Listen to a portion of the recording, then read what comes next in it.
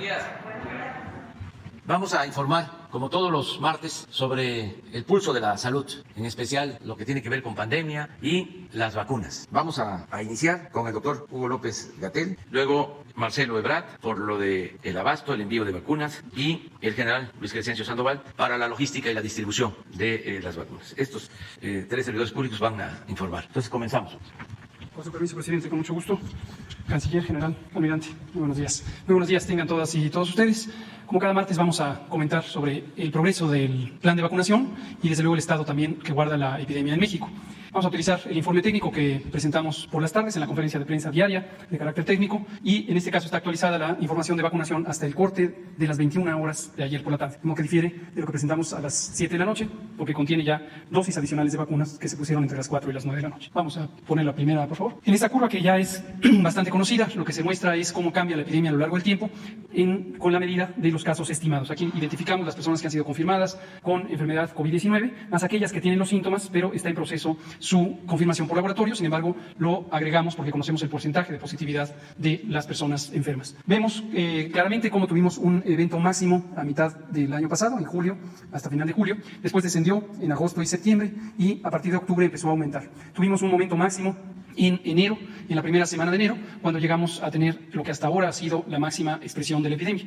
Y afortunadamente a partir de ahí y por ya 6 semanas consecutivas ha descendido la epidemia. Llevamos 6 semanas a la baja y hoy tenemos, y esto se ve claramente en la gráfica, una intensidad epidémica menor a la que tuvimos cuando se logró la máxima reducción anterior el 30 de septiembre y continuamos a la baja. Desde luego, cada vez que hablamos de esta reducción sostenida de 6 semanas, hacemos la advertencia de que mientras exista la epidemia en cualquier otra parte del mundo, existe la posibilidad de que resurja en el país. Esto es lo que ha pasado en varios países, en este momento particularmente en la región de Europa y también en América Latina. No existe ninguna garantía de que en un país se va a extinguir la epidemia mientras siga la epidemia en cualquier otra parte del mundo. ¿Por qué lo decimos? Porque es muy importante que todo el pueblo, todo el público, toda la población conozca que no podemos reducir las medidas de precaución, las medidas de prevención, el lavado de manos, la sana distancia, el uso de cubrebocas, el abstenerse de tener encuentros con otras personas, sobre todo si son encuentros masivos, porque existe el riesgo de esta reemergencia. Esto es lo que en algunos países lo identificamos como una potencial tercera ola. Otros países están incluso ya en la cuarta ola epidémica. La llamamos olas, como ya todo el mundo conoce o la mayoría identifica, precisamente por esta forma de oleaje o de montañas que tienen las curvas epidémicas. La siguiente, por favor. La hospitalización, la ocupación hospitalaria también es un indicador muy importante sobre el impacto que está teniendo la epidemia en los países. Y vemos también que es muy alentador el hecho de que de manera muy consistente estas 6 semanas de reducción de nuevos casos también son 6 semanas de reducción de hospitalizaciones. Hemos tenido la más grande reconversión hospitalaria de América Latina, esto está bien documentado, que en su momento fue uno de los 2 pilares del manejo de la epidemia para lograr garantizar que ninguna persona que demandara atención médica por enfermedad respiratoria aguda grave pudiera quedar fuera. En todo momento hubo cupo, desde luego en enero, como lo informamos cada día, tuvimos una situación preocupante cuando se llegó a una ocupación hospitalaria superior al 90% en algunas zonas del país, en particular en el Valle de México. Pero logramos aumentar todavía más la capacidad hospitalaria, la hemos aumentado casi 6 veces, considerando particularmente las camas con ventilador, pero también las camas de ocupación general. Y vemos esta reducción que es muy consistente con el resto de los indicadores, casos estimados, la propia mortalidad que va en reducción también en proporciones semejantes o el porcentaje de positividad. Y llegamos ya también a una ocupación hospitalaria que es menor al punto de máxima reducción que tuvimos al final de septiembre. En este momento, menos de la quinta parte de las camas designadas para el COVID están ocupadas por pacientes con COVID. Queda claro que no están ociosas las camas, se están utilizando para otros padecimientos, pero con el plan de continuidad de operaciones que publicamos en agosto del año pasado, se tiene la capacidad de reutilizarlas para pacientes con COVID. La siguiente. Si las identificamos como camas generales y camas con ventilador, las generales están en 18% de ocupación, menos de una quinta parte están usadas para personas con COVID. Y la siguiente, vemos las camas con ventilador y recordamos que cuando hablamos de camas con ventilador es solamente para pronta identificación, pero no se refiere solamente al mueble físico donde se alojan las personas enfermas. El reto fue complejo y en su momento lo solventamos con éxito, reclutando, entrenando y estableciendo esquemas de supervisión piramidales para tener casi 50,000 trabajadoras y trabajadores de la salud que ampliaran esta capacidad. Recordando que México tiene un déficit de más de 240,000 personas trabajadoras de la salud y que en su momento no fueron formadas, entrenadas y mucho menos reclutadas, contratadas. Pero en este momento 50,000 fue prácticamente lo que se logró y desde luego esto nos brinda capacidades que serán permanentes para el Sistema Nacional de Salud. Y tenemos muy pocas entidades federativas ya con ocupaciones superiores al 30%. Vemos la vacunación, pasemos a este aspecto tan importante importante a partir de la llegada de las vacunas, que en México fue el 23 de diciembre del año pasado, cuando fuimos el primer país de América Latina en empezar la vacunación y uno de los primeros 10 países del mundo en iniciar la vacunación. A partir de la llegada de las vacunas cambia sustancialmente la capacidad de manejo de la epidemia en todos los países que hemos tenido esta posibilidad. ¿Por qué razón? Porque las vacunas son un mecanismo de protección específica, a diferencia de las medidas generales de prevención en salud pública. Las vacunas protegen de manera específica. Comentábamos el viernes pasado la importancia de ir vacunando a las personas que tienen el mayor riesgo, las personas adultas mayores, porque de acuerdo con las estimaciones, las modelaciones epidemiológico-matemáticas de nuestro grupo técnico asesor, si vacunamos a las personas adultas mayores en la primera prioridad, como ha ocurrido también en otros países, cuando lleguemos a vacunar al 20% de la población, vamos a reducir 80% la mortalidad. Esto es porque las personas adultas mayores tienen la mayor susceptibilidad, la mayor peligro de tener complicaciones y defunciones por COVID. Por eso se estableció así el programa. Y también por eso señalábamos el viernes pasado por la tarde que cuando ya hemos llegado a vacunar en este momento a 7,5 millones prácticamente de personas, podemos considerar que estas son vidas salvadas, vidas salvadas. Y por eso hacíamos esta comparación con la muy desafortunada, siempre lamentable y siempre triste situación de que COVID es una enfermedad fatal y ha hecho que pierdan la vida 2 centenas de millares de personas en México. Pero al tener estas, en su momento el viernes, 6,5 millones de personas vacunadas, tenemos 32 veces más vidas protegidas, vidas que fueron rescatadas, desde luego siempre lamentando cada una de las que fueron perdidas. Pero en adelante, conforme va avanzando el plan de vacunación, son vidas que vamos salvando, vamos protegiendo. Ayer tuvimos 240,429 aplicaciones de vacuna. Estas son, como veremos enseguida, mayormente en las personas adultas mayores. La siguiente. 7,150,091 aplicaciones acumuladas desde el 23 de diciembre. Y estas son las que mencionábamos. Estas son vidas salvadas en la medida en que estamos utilizando vacunas altamente eficaces, por supuesto seguras, y permiten ya desde la primera dosis cerca del 80-85% de la potencia de protección, de la eficacia que se puede llegar. En su momento la segunda dosis tiene como propósito principal el extender la duración de la inmunidad. Desde luego aumenta un poco más entre la primera y la segunda dosis, pero cerca de 80-85% del efecto se logra ya desde la primera dosis. Recordar que no se logra de manera inmediata y que las personas vacunadas, y lo decimos particularmente en estas semanas de asueto para muchas personas, la persona vacunada no está protegida de manera inmediata. Vemos con preocupación algunas personas que salen de puesto de vacunación y ya se olvidan, se quitan el cubrebocas, se empiezan a abrazar. No lo hagan, por favor. Hay que esperar en promedio 3 semanas, algunas situaciones hasta 4 semanas, un mes completo, para que la vacuna haga su efecto completo. La protección existe desde la primera dosis, pero hay que esperar el mes para que surta su mejor efecto. La siguiente. Aquí se ve la distribución, como lo presentamos todos los días, y podemos ver el personal de salud que fue vacunado en su momento, también fue con quienes iniciamos, porque son las personas del personal de salud que está en mayor contacto con pacientes COVID, quienes tienen un riesgo elevado de enfermar. Esto le llamamos la primera línea de respuesta y lo extendimos en su momento a la segunda línea de respuesta para considerar también a todo aquel personal que está, por ejemplo, en las ambulancias, en los centros de urgencias médicas, en los consultorios y, aunque no esté en los hospitales COVID, está expuesto al riesgo de COVID. El personal educativo es exclusivamente en Campeche por el momento, y también recordar a la población que el objetivo de vacunar al personal educativo es el uso de la vacuna para normalizar la vida pública. La educación, desde luego, es uno de los derechos fundamentales que tenemos que recuperar, que durante la pandemia ha sido temporalmente suspendida la modalidad tradicional de la educación, aunque por supuesto ha continuado en México y en otros países del mundo con las modalidades que la tecnología permite, pero que no son las ideales si consideráramos la oportunidad del contacto directo de los educandos, las educandas con los mentores. Y al final vemos 5,409,633 personas adultas mayores ya recibieron la primera dosis, de ellas 211,760, que es 4%, recibieron ya la segunda dosis. La siguiente. Este elemento es importante, afortunadamente se ha mantenido muy estable desde el inicio de la vacunación, son los eventos supuestamente asociados a vacunación e inmunización, ESAVIS. Esta calificación es una calificación técnica establecida por la Organización Panamericana de la Salud hace muchos años para identificar aquellas reacciones que tiene el organismo humano cuando es expuesto a vacunas. Y el porcentaje, que es 0.2%, por cada 2,000 vacunas se presenta un evento, afortunadamente más del 99% son eventos leves. Dolor en el sitio de inyección, mareo, náusea, que duran poco tiempo, a veces se presenta fiebre el primero o segundo día después de la vacunación, y 99% son este tipo de eventos. Los pocos eventos que han sido de consideración, que son 121 eventos, afortunadamente no han dejado secuelas, no han dejado daño permanente, ni han causado ninguna alteración fatal. La siguiente, por favor.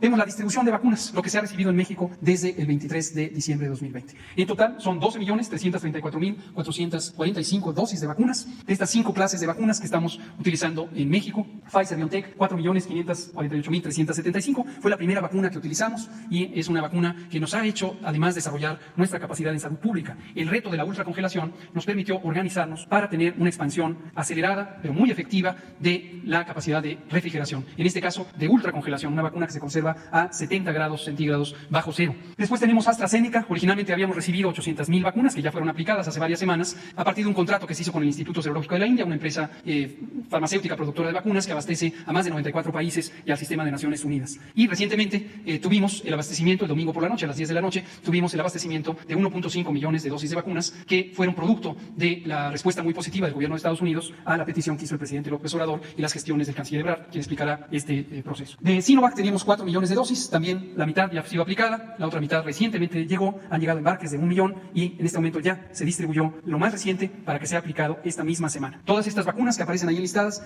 ya han sido distribuidas a los estados, los 3 millones de dosis más recientes para aplicación esta misma semana. 400.000 de Sputnik y estamos muy próximos a recibir posiblemente mañana 500.000 dosis nuevas, que son la primera dosis de igual número de esquemas para 500.000 personas. Y lo último es CanSino, es la vacuna que más recientemente se incorporó al esquema. Recordar que esta vacuna se produce a granel en China, llega a México y se envasa y se termina aquí para su uso. Me parece que esta es la última. Entonces, en resumen, lo que queremos recordar es la modalidad de control de la epidemia en este momento está principalmente fundada en la vacunación. La vacunación es un elemento de protección específica. No por ello hay que quitar las medidas de protección convencionales en la salud pública que son importantes hasta que se logre una reducción permanente o sostenida o constante de la epidemia. Y aunque llevamos 6 semanas de reducción de la epidemia, no hay que bajar la guardia, hay que mantenernos en esa capacidad. Las 32 entidades federativas están en reducción durante estas 6 semanas y estaremos muy atentos de que pudiera haber signos de algún rebrote para reaccionar ante ello. Y para prevenirlo es que se cambió la táctica, la estrategia de vacunación es la misma que fue planeada durante varios meses durante 2020, pero la táctica, la modalidad específica de aplicación por un periodo corto de tiempo es la que ha cambiado para concentrar la protección en las 6 entidades federativas del centro del país, lo que se conoce como la megalópolis, que son donde existe el mayor riesgo por la densidad poblacional y el tamaño poblacional. En su momento, cuando culminemos la vacunación de personas adultas mayores, lo que ocurrirá durante el mes de abril, entonces ya reactivaremos otros elementos que están previstos en el plan para expandirlo. No olvidar, el programa de vacunación es universal, es gratuito y va a haber vacunas para todas y todos. Espere su turno, por favor. Muchas gracias, presidente. Bueno, con su permiso, señor presidente, muy buenos días a todas, a todos. Brevemente les presento la actualización para no ser repetitivo. Desde el principio se hizo una estrategia por parte del Gobierno de México que empezó tempranamente con muy diversas opciones, porque si no las tuviésemos así, no tendríamos ese número, tendríamos un número muy limitado de vacunas. Entonces, estos son los números que tenemos, 12 millones, como ya lo dijo Hugo, 334.445 son las vacunas que tenemos en México. La siguiente, por favor. Estos son los últimos envíos que tuvimos. Lunes 22, señaladamente, CanSino ya entregó su primer lote. Están envasadas en México. Pfizer llegó el 23 y 24. El jueves llegó 1 millón de Sinovac de Hong Kong, de China.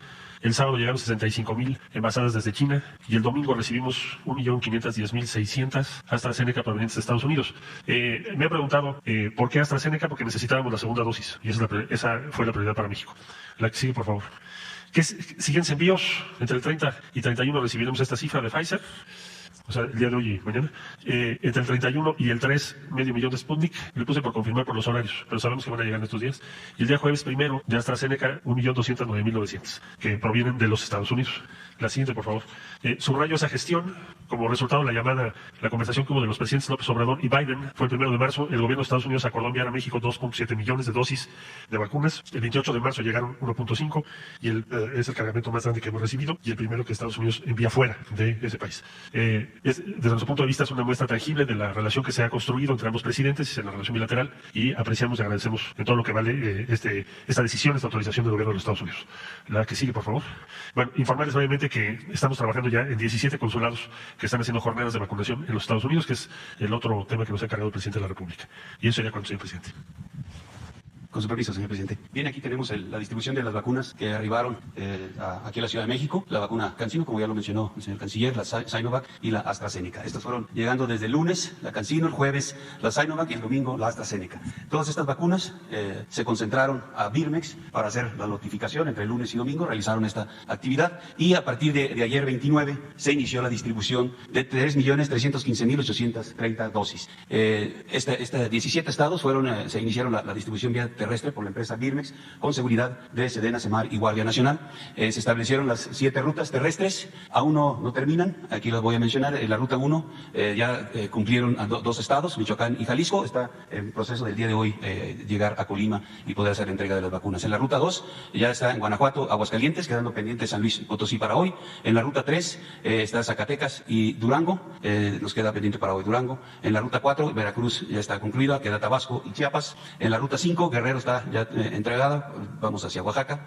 En la ruta 6, Tamaulipas ya entregada, para hoy Nuevo León. Ruta 7, Nayarit ya concluida, queda para hoy Sinaloa. En total, por vía terrestre de esos 17 estados, 1.120.650 dosis lo que se distribuyó, o lo que se está distribuyendo.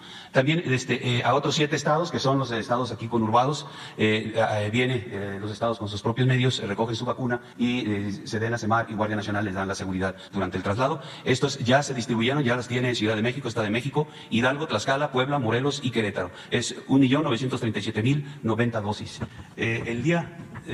Por la distribución aérea, también realizada el día de ayer, 258.090 dosis que se distribuyeron a Baja California Sur, Coahuila, Sonora, Campeche, Yucatán y Quintana Roo. Ya las tienen en las vacunas, fueron trasladadas en aeronaves de la Fuerza Aérea Mexicana, y el día de hoy se trasladarán las vacunas al estado de Chihuahua para completar ya los 8 estados que por este medio se le distribuyó o se le está distribuyendo la vacuna. Adelante. Estas son las rutas que se siguieron, que como ya todavía no las terminamos todas, estamos en ese proceso. Morelia, Colima, Guadalajara es la 1, que nos queda pendiente Colima, como ya cité. La 2, San Luis Potosí, Aguascalientes y Guanajuato. La 3, la tenemos, la ruta 3, 1, 2, aquí está, Zacatecas y Durango. La 4 está Veracruz, Villahermosa y Tuxtla. La número 5 la tenemos en Chilpancingo y Oaxaca. La número 6, en Monterrey y Ciudad Victoria. La número 7, Tepic y Culiacán. Este es como se hizo aquí están las rutas aéreas.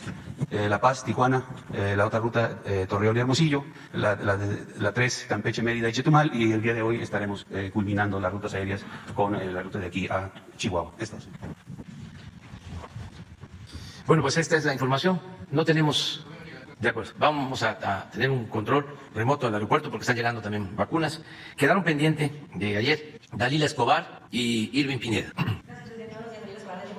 Primero preguntar, aprovechando que está aquí el secretario de la Defensa Nacional, sobre esto que se dio de la retención de 8 militares en Guatemala, saber qué información hay al respecto y las razones por las cuales fueron retenidos y cuál es el estatus actual de estos 8 militares. Muy buenos días. En cuanto al incidente que se tuvo el día de ayer, fue en el municipio de Motocintla, Chiapas. Este es el evento se inició a las 13 horas, 1 de la tarde. El personal militar tenía un puesto militar de seguridad, es decir, en una de las vías de comunicación estaba establecido el personal para hacer revisiones, tanto de vehículos, de personas que luego transitan. Es un área que luego hay tránsito ilícito de combustibles también. Entonces el personal estaba en ese punto, llega un vehículo con 3 personas. No llega hasta el punto donde está el personal militar, se detiene antes, se echa de reversa tratando de huir y no pasar por donde estaba el personal. Ahí hay una reacción errónea por parte del personal militar porque no hubo ninguna agresión con arma de fuego o una agresión de alguna otra manera, pero uno de nuestros elementos hace algunos disparos donde hiere a uno de los civiles que iban en el vehículo. Eran 3 personas las que iban en ese vehículo. El herido se le da la atención por parte de nuestro propio personal y desafortunadamente se pierde la vida. Ahí se asegura el vehículo, las 2 personas, obviamente el cuerpo y también al elemento que acciona su arma en contra del vehículo. Está a disposición este elemento de las autoridades del Ministerio Público Federal para las diligencias a que haya lugar. Posteriormente, a las 15 horas, llega un grupo aproximado de 300 personas, entre pobladores del lugar, de Motocintla, y también llega personas que son identificadas de origen guatemalteco. Ahí llegan en varios vehículos, agreden al personal de forma verbal, con piedras, palos. Retienen a 15 elementos, 3 vehículos oficiales y 17 armas de cargo. Obviamente exigían justicia, que de inmediato el personal militar, cuando tuvo conocimiento de esto, se establece la coordinación con los agentes del Ministerio Público para informar de lo que sucedía y que se trasladaran al área para poder hacer las diligencias correspondientes. A la par, el comandante de la región militar y el comandante de la zona militar se mueven hacia el área para poder atender esta situación que se estaba presentando. Llegan, empiezan a dialogar con la gente que estaba ahí. A las 18 horas se liberan a 9 de nuestros elementos.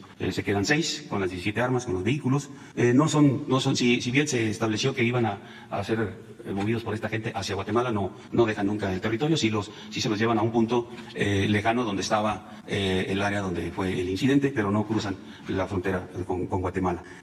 Posteriormente, ya en la noche, 8:30 de la noche aproximadamente, nuestra unidad de vinculación ciudadana llega al área y continúa con lo que habían desarrollado de diálogo operativo el comandante de la región y el comandante de la zona, y ahí logran que liberen a nuestro personal, se libera a los 6 elementos, nos entregan las armas y los vehículos y se llega a un acuerdo de reparación económica y obviamente, como era la exigencia de los pobladores, pues que se inicien las acciones judiciales en contra del responsable, ¿no? Entonces ya de esta manera lo concluimos. A las 3 de la mañana fueron liberados el personal, ya estaban ahí los ministerios públicos para ya haber iniciado sus actividades. Entonces vamos a seguir el curso de estas acciones y obviamente, como ya mencioné, el elemento está a disposición del Ministerio Público Federal. ¿Hubo comunicación con el gobierno de Guatemala?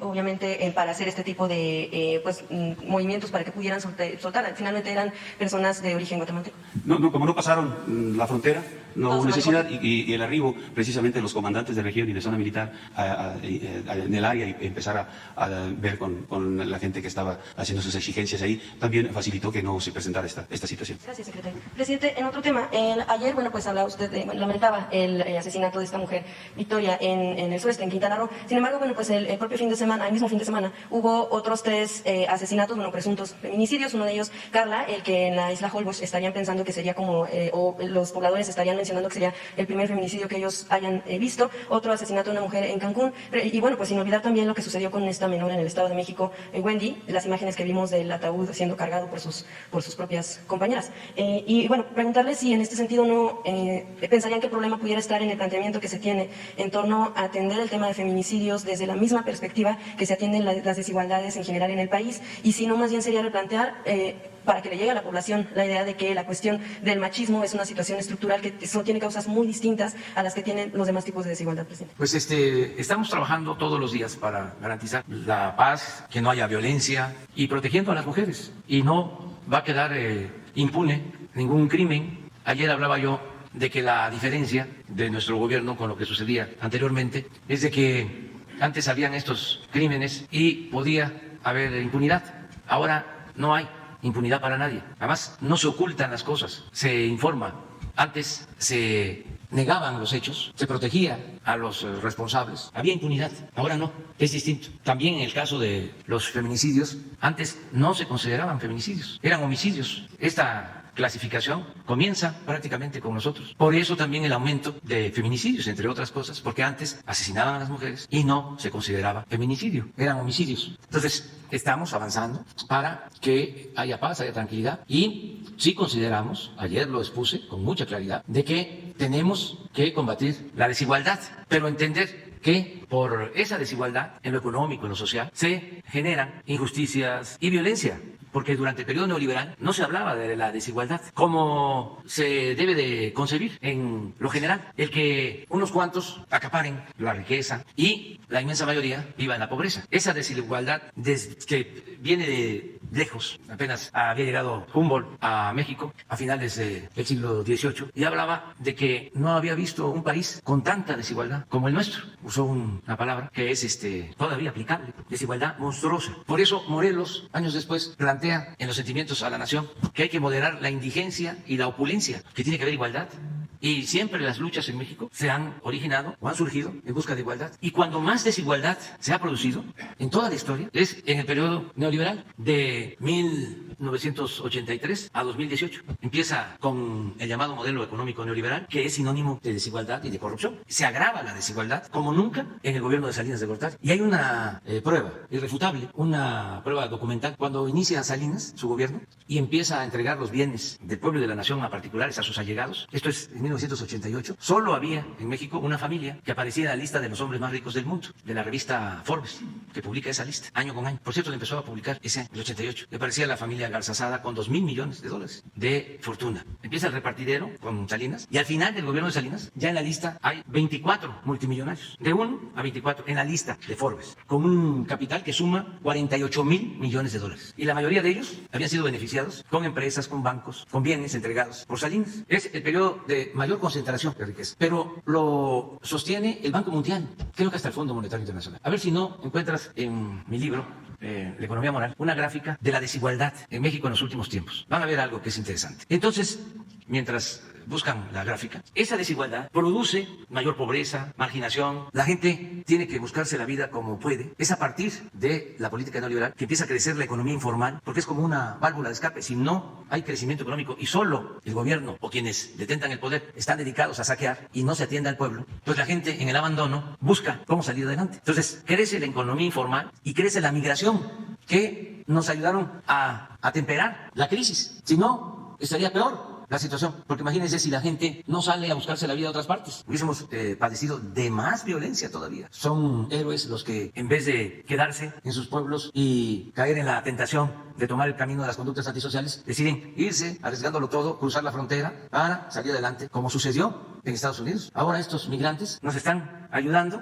Las remesas, repito, del año pasado fueron la principal fuente de ingresos del país, $40.600 millones. Pero todo esto se origina por un modelo económico que protege a una minoría, porque se apoderan del gobierno. Bueno, a la par que todo esto va sucediendo, para desviar la atención, empiezan a darle visibilidad a causas también muy importantes, justas, como el ambientalismo, como la defensa de derechos humanos, como el feminismo, todas causas muy justas, pero con el propósito de que no se centre la atención en el problema de fondo, que es la desigualdad, y que continúe el saqueo. En nuestro país, el principal problema, y lo puedo probar, ha sido la corrupción, que es lo que ha dado al traste con todo, y es la causa principal, la corrupción, de la desigualdad social y de la desigualdad económica. Y es por eso que estamos padeciendo de la violencia. Entonces, ¿quiénes fueron los causantes de esta decadencia, de la crisis de México? Ahora, además de querernos culpar, se han convertido en feministas, en ambientalistas, en defensores de los derechos humanos, porque están muy inconformes con el hecho de que nosotros nos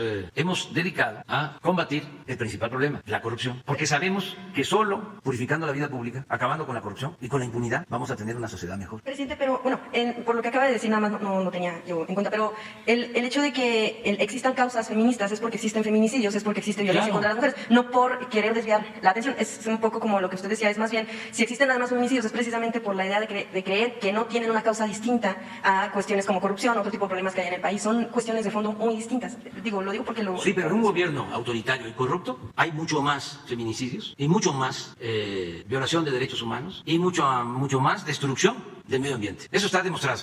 En los tres casos, si nos comparamos, nosotros no estamos permitiendo que se destruya el medio ambiente, como lo hicieron los gobiernos neoliberales. Pruebas, todas. No hemos dado una sola concesión para la explotación minera. Estamos llevando a cabo el programa de reforestación más importante del mundo. Medio ambiente. No estamos permitiendo el maíz transgénico, no estamos permitiendo el fracking. Derechos humanos.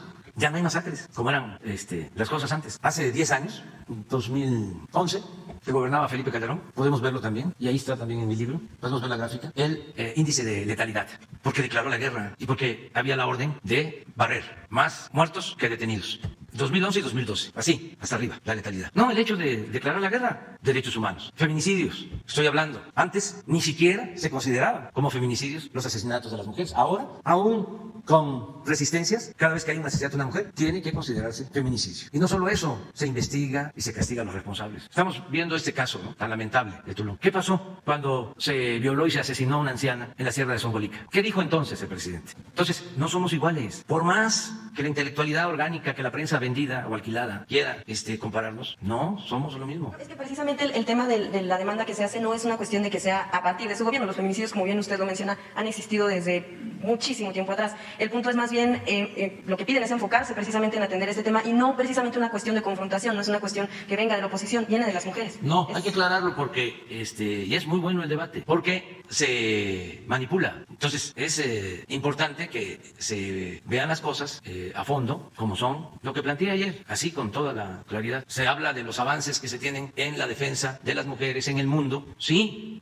desde luego han habido avances y eso es algo que se debe de considerar importantísimo. Pero en ese mismo periodo, de Beijing a la fecha, es el periodo de mayor concentración de riqueza en unas cuantas manos en el mundo. Y eso también tiene que ver con la igualdad. O sea, es igualdad de género, pero es igualdad económica y social. O sea, no dejarnos llevar solo por un aspecto que es importantísimo, que no nos manipulen. Porque en igualdad de género he visto coincidir a explotadores y explotados, que se dan la mano, hombres o mujeres. Porque eso, pues todos estamos de acuerdo. ¿Cómo vamos a permitir el machismo? Desde luego que no. A la mujer se le debe de respetar y esa es una consideración básica para la transformación. No se puede llevar a cabo una transformación sin la igualdad de género, pero no permitir que los conservadores, saqueadores, que son los que han originado la descomposición social, ahora se disfracen de feministas. Miren la gráfica. Es que esto no se sabe y es muy importante por los jóvenes. Por eso a veces nos tardamos aquí, porque sí nos interesa, porque estos temas pues no se van a leer en el Reforma ni en el Universal.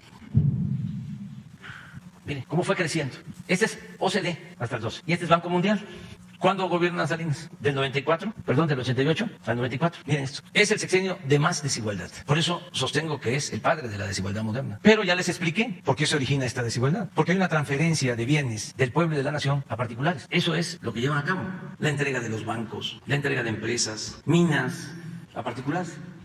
Entonces, esa desigualdad monstruosa, parafraseando a Humboldt, pues es la que produce pobreza. No solo eso, profundos resentimientos, produce desintegración en las familias, pérdida de valores. Entonces resulta que quienes llevan a cabo este saqueo no son responsables de la tragedia nacional, porque manejan los medios de información, casi todos, la academia, la intelectualidad. Salinas los acarreaba a los intelectuales, los cooptó casi a todos. Entonces, yo quisiera que el caso de los feminicidios se inscribiera en esta realidad. ¿Cómo quisiera que se inscribiera en esta realidad? Pues la destrucción del medio ambiente, la violencia en general. ¿Por qué se desató la violencia? Pues por esto. ¿Es porque somos malos los mexicanos por naturaleza? No, por estas circunstancias. Se abandonó al pueblo, se abandonó a los jóvenes. Entonces, esto fue lo que ocasionó la decadencia. Cuando terminó Salinas, este año, según la revista Forbes, México ocupaba el 4º lugar en multimillonarios en el mundo. Nada más nos superaba Estados Unidos, Japón y Alemania. Y casi todos los multimillonarios habían recibido algo. Se les había entregado algo que pertenecía a todos los mexicanos. Y queremos saber más. Pues es cosa de ver cómo, al mismo tiempo que se aplicaba esta política promotora de la desigualdad, se controlaban los salarios de los trabajadores. No había incremento al salario. Se incrementaban los salarios menos que la inflación. Pues esto es lo que estamos ahora padeciendo. Es una herencia de este periodo neoliberal y estamos avanzando, a pesar de eso, se está avanzando. A ver. Doctor Pedro Centeno. Gracias, señor presidente. Buenos días, señor usted y los señores secretarios. Estamos aquí en el aeropuerto de la Ciudad de México para informarle a usted que está llegando el embarque número 24, el vuelo 38. Vienen dosis de Pfizer, 487.500 dosis, vienen de Bruselas, Bélgica, y con esto le podemos informar, señor presidente, que tenemos ya en el país 12.810.845 vacunas que han llegado a nuestro país, señor presidente, para continuar con la campaña de vacunación para adultos mayores en todo el país. Esta semana es una semana también intensa, señor presidente. Restarían en esta semana que llegaran 1.845.275 dosis. Mañana llega Sputnik, 500.000. AstraZeneca llega el día jueves con 1.200.000. Y de Pfizer repite el día de mañana con 145.275 dosis, señor presidente. Es cuanto. Buen día, señor. Muchas gracias, Pedro, por la información. Muchas gracias. A sus órdenes. Buen día. Bien, vamos con Irving. Hola, presidente, buenos días. Para preguntarle más sobre el tema de esta mujer que fue asesinada por policías en Tulum, ¿cuál es la información que le han compartido al presidente de El Salvador, puesto que ayer dice en sus redes sociales que hay más personas que faltan por detener? ¿Qué información tiene el presidente de El Salvador que tal vez nosotros, los periodistas, no tengamos? Pues no sé qué información adicional pueda tener. No sé si tú puedes explicar, por favor. Sí, señor presidente. Bueno, hemos estado informando al gobierno de El Salvador de los avances de la Fiscalía. Como tú sabes, ayer la Fiscalía ya en el Estado dio a conocer su reporte y eso es lo que sabemos hasta ahora. No tenemos información adicional. Esa es la que ha dado a conocer la Fiscalía. La instrucción que hay, ayer el presidente de México manifestó su condena absoluta a esos hechos y su compromiso ante la comunidad internacional de que no habrá impunidad. En consecuencia, ayer la Fiscalía del Estado presentó su reporte y confiamos en que la Fiscalía Estatal, que está a cargo de la investigación, llegue al fondo de todo lo acaecido y se sancione a los responsables. Esa es la posición de México. Canciller, y entonces la Fiscalía le envía la Fiscalía Estatal envía a la Cancillería la información y ustedes le envían a El Salvador. La dio a conocer a los medios y nosotros le hicimos llegar al gobierno de El Salvador en los mismos términos. Sí, gracias. A usted. Presidente, y sobre este mismo asunto, solamente en la policía de Tulum, que tengo entendido opera bajo un mando único del propio Estado, solamente quitaron como tal al titular de la policía y se detuvieron estos uniformados. ¿Esa policía sirve pues para seguir atendiendo o para seguir vigilando una zona turística como lo es Tulum y en plena Semana Santa? Bueno, existe también presencia de la Guardia Nacional, de la Secretaría de Marina, de la Secretaría de la Defensa, pero de acuerdo a la Constitución, a nuestras leyes, esto corresponde la seguridad pública en los estados corresponde atenderlo a los gobiernos municipales y a los gobiernos estatales. Los que intervienen son policías municipales con vinculación con el gobierno del estado. Pero aquí no se trata de culpar a otras instancias de gobierno, ¿no? Son hechos muy lamentables, vergonzosos, dolorosos, que muestran un grado de brutalidad que no se debe de permitir, que no debería de existir en nuestro país, ni en ningún país del mundo. O sea, el principal derecho humano es el derecho a la vida. Entonces, eso es lo que hablábamos ahora. Nuestro país está apenas saliendo de una grave crisis, de una decadencia. Incluso es más que una crisis lo que se padeció, es una decadencia, porque una crisis puede afectar un campo de la vida pública, lo económico, lo social, pero lo que padecimos en México durante todo el periodo neoliberal es más que eso, es una decadencia, es un proceso de degradación progresiva que afecta en todos los terrenos, la moral, lo económico, lo social, lo político. ¿Ustedes creen, a ver, para que vean el grado de enajenación que había, ustedes creen que estaba consciente Zedillo cuando decide, terminando su gobierno, aceptar un trabajo en la empresa extranjera que adquirió los ferrocarriles nacionales, que él mismo entregó? ¿Ustedes creen que le pasó por la cabeza de que eso era inmoral? Yo les aseguro que no, que lo vio normal. ¿Ustedes creen que a Salinas le pareció inmoral entregar los bienes de la nación a particulares, a sus allegados? No, era la modernidad en su concepción. ¿Creen que Fox consideró inmoral el que se robara la presidencia de la República en el 2006? No, si hasta lo presumía. ¿Ustedes creen que Calderón sintió de que era indebido, terminando la presidencia, ir a trabajar a una empresa española como Iberdrola, como consejero, recibir dinero de una empresa que había recibido un trato especial de México a costa de vender más cara la luz o de que la gente pagara más por la luz? ¿Creen que él pensó de que eso era indebido? No, por eso hablo de decadencia y por eso la sorpresa. ¿Cómo es que ahora se habla de estos temas? Pero resulta que si no hablamos de estos temas y no combatimos esas actitudes, el país no va a salir adelante, porque ese es el principal problema, la corrupción, la falta de honestidad. Entonces, yo espero que las cosas vayan mejorando, que siga adelante la transformación, sigamos limpiando el país de corrupción, sigamos purificando la vida pública y que todos ayudemos y que nadie se enoje, o que nos entiendan. Llegamos al gobierno pues para llevar a cabo los cambios que hacen falta. Luego se enojan, y ¿sabe lo que pasa? Que se enojan más los que han sido engañados y manipulados, se enojan más con nosotros que los jefes, los camajanes, incluso a la gente que le han robado. Llega a defender a los ladrones. Es una especie de masoquismo. Claro, se ha ido avanzando muchísimo porque el pueblo de México es de los pueblos más conscientes del mundo en estos tiempos, pero todavía hay reductos de la población. Además, eso es legítimo porque aspiramos a vivir en una democracia. No todos podemos pensar de la misma manera, pero sí hay que pensar, ¿no?, de que es necesario acabar con la corrupción, no permitir que haya influyentismos y no permitir en estos casos la impunidad, ni en ningún caso. Presidente, durante esta época que arrancan ya a partir de este domingo las campañas para renovar la Cámara de Diputados, ¿todas las mañaneras se van a hacer en Ciudad de México o tiene pensado seguir las reuniones de seguridad y luego la conferencia matutina en algún estado? Las vamos a hacer aquí. ¿Todas? Sí, porque aun cuando sean reuniones cerradas y sean conferencias, de todas maneras, si vamos a un estado y hay elecciones, pues hay un impacto de una o de otra manera. Entonces las vamos a hacer aquí. Oiga, presidente, yo hoy es tarde de informe, haciendo Sí. un análisis, pues ya es su tercer año de gobierno. Para usted, ¿cuál es el golazo que ha metido, por decirlo así? Ya. O sea, el supergol que diga, Sí, ¿cuál pues es? lo que siempre digo. Te lo puedo responder en lo que tardo parado en un solo pie: combatir la corrupción. Y nada más viene el gabinete al informe, ¿verdad? Nada más el gabinete por razones de seguridad, de la pandemia, de la sana distancia, pero se va a transmitir en los medios y vamos a informarle al pueblo como lo hacemos cada 3 meses y ahora corresponde a este primer trimestre del año y vamos a dar a conocer lo que está sucediendo y cómo vamos en general para que la gente tenga elementos y pueda formarse un criterio de lo que es nuestro gobierno. Gracias. Muy bien, vamos a inaugurar. Muy buenos días, ciudadano presidente. Muy buenos días a los miembros de su equipo.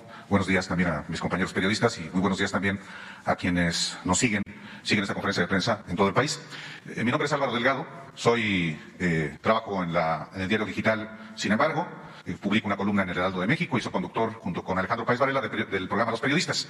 Y justamente ayer en el Diario Digital, sin embargo, publicamos una investigación sobre una red, un amasijo de políticos, de servidores públicos, de empresarios que están detrás de la plataforma informativa Latinus. Y este amasijo de personajes y de empresas pues tienen a un muy viejo conocido suyo detrás, el clan de Roberto Madrazo Pintado. Su hijo y su yerno están detrás de las empresas que, pues sí, son legales, legítimas, pero que también utilizan recursos públicos, por lo menos del gobierno de Michoacán, para financiar la plataforma Latinus. Y le quiero preguntar a usted, primero, si tenía conocimiento de que Roberto Madrazo está detrás de Latinus a través de su yerno y su hijo, y en segundo lugar, si está en curso una investigación de la Secretaría de Hacienda porque no presentan declaraciones fiscales, y si una investigación puede interpretarse como un acto intimidatorio del poder a un medio de comunicación como es Latinus. Pues Álvaro, primero felicitarte por tu trabajo periodístico, por tu trabajo como periodista independiente,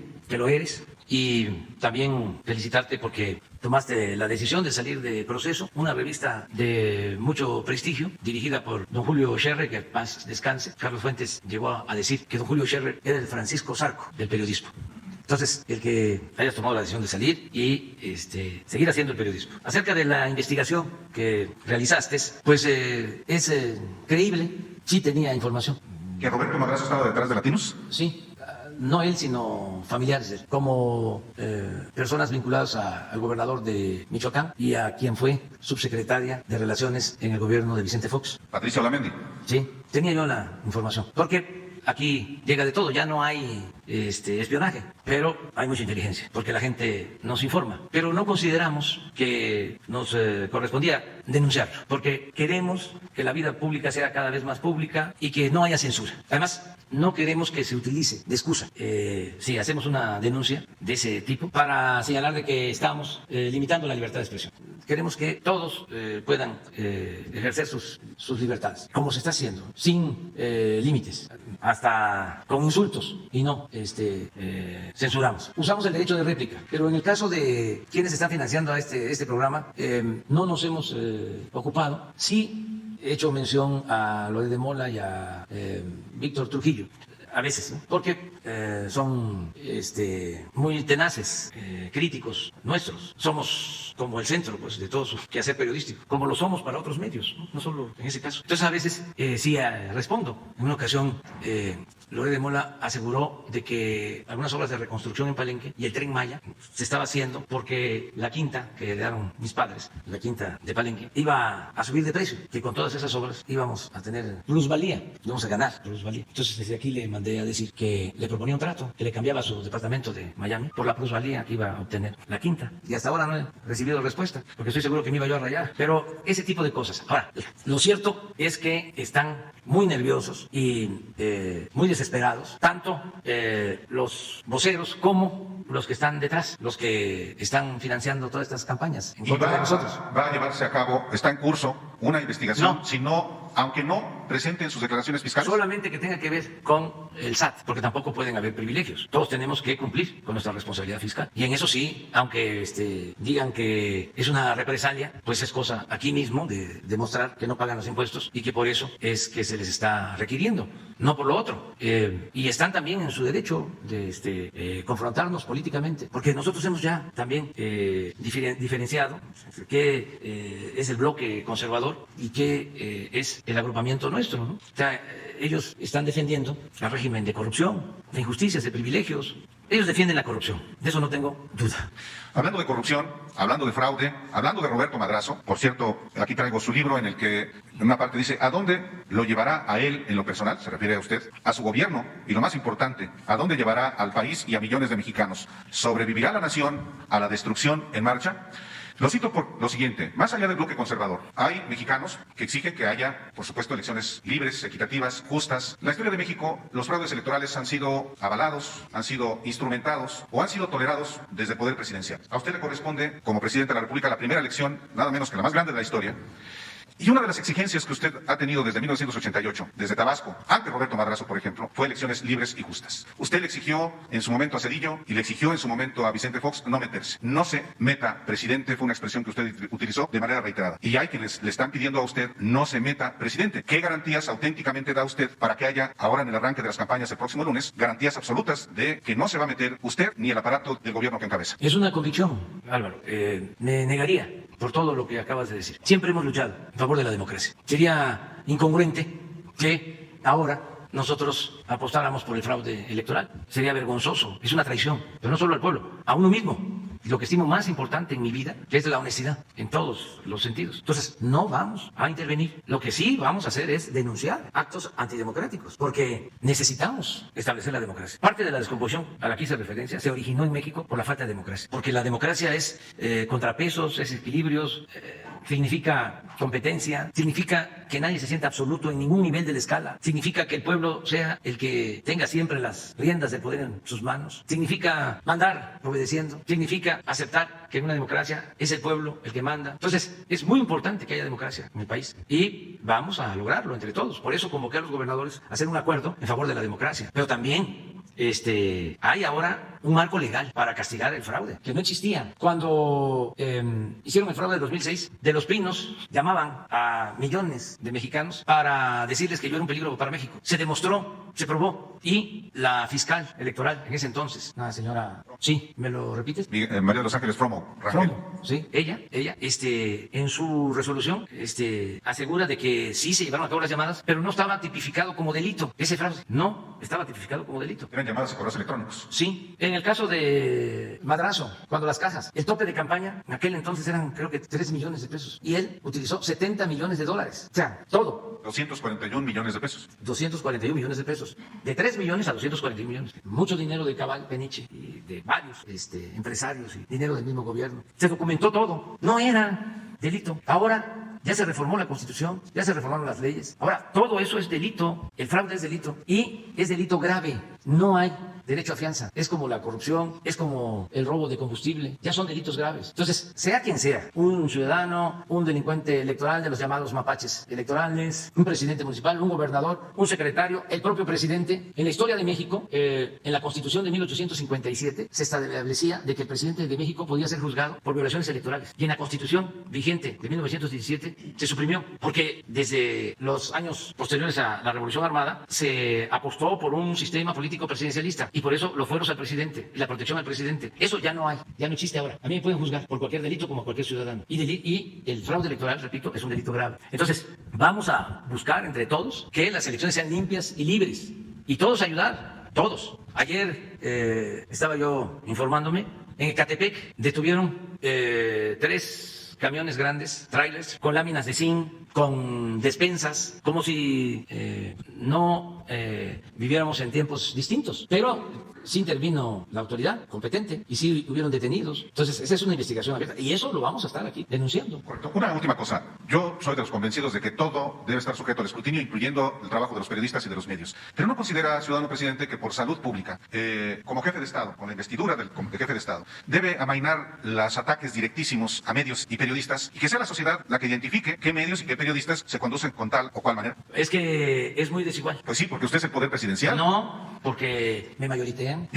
O sea, un servidor público debe estar sujeto a la crítica, por sí, más despiadada que sea. Y la oposición tiene derecho a oponerse, a criticar, así sea con mentiras, porque el poder público, como el que usted encabeza, tiene los recursos para contrarrestarlos. A eso me refiero. No, es que el conservadurismo los tiene a todos, casi a todos, comprados o alquilados, con honrosas excepciones. O sea, es un periodismo el que se ejerce desgraciadamente, desde luego no quiero generalizar, pero sí es un periodismo corporativo, proempresarial, incluso no solo proempresarial, un periodismo que protege la corrupción. Entonces, tenemos que decir nosotros algo, no prohibir, no censurar, pero sí ejercer el derecho de réplica, que es lo que hacemos, porque de lo contrario, pues nos aplastarían como dominaban antes y además lo siguen haciendo, pues con las campañas de desprestigio, destruían a los dirigentes, ya sea con campañas campañas o con el aislamiento. O sea, nos bloqueaban, nos silenciaban. Ya muchas veces lo he dicho. En el tiempo que fui dirigente de oposición, no me daban entrevistas. Eran muy raras las radiodifusoras, los programas de radio. Siempre me acuerdo del finado Jacobo Zabludowski, porque era el único que me daba con más frecuencia entrevistas. Pero estoy hablando de una cada 3 meses o cada 6 meses. Carmen Aristegui como 2 al año. Y ya párele.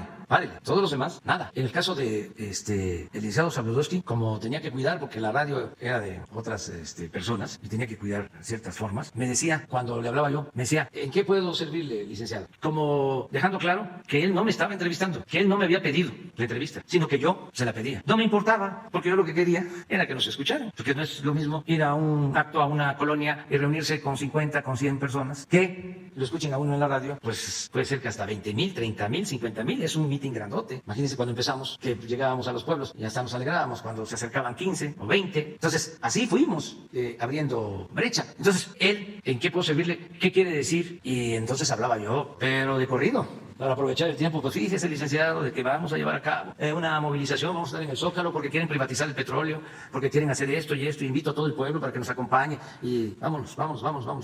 ¿Y algo más, licenciado? No, muchas gracias, te agradezco mucho. Así era.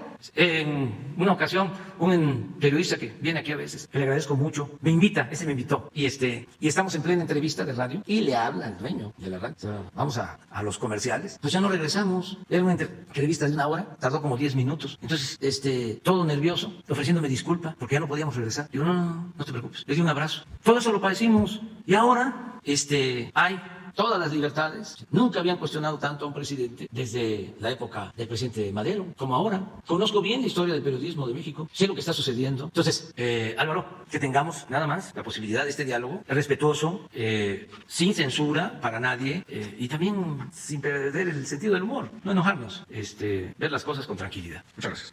¿Tú? Buenos días a todos. Buenos días, presidente. Erika Ramírez, de la revista Contralínea. Presidente, en Contralínea hemos estado publicando una investigación que tiene que ver con la fortuna del ex líder petrolero Carlos Romero Deschamps y que da cuenta de depósitos hechos por este ex líder sindical de 115 millones de pesos en cuentas bancarias de México y Estados Unidos. También se ha documentado la evasión de impuestos, el uso de prestanombres, empresas fantasmas, contratos de 60 vuelos privados, tiene residencias y vehículos de lujo. ¿Sabe usted si esto es investigado por la UIF, del SAT y la Fiscalía General de la República? No tengo información a detalle sobre estas investigaciones. Seguramente lo está haciendo la Fiscalía General de la República. Pero podemos nosotros indagar y saber si hay una investigación abierta en este sentido. Una vez nos tocó hacer una revisión, si habían denuncias y no encontramos. Aquí lo expresé.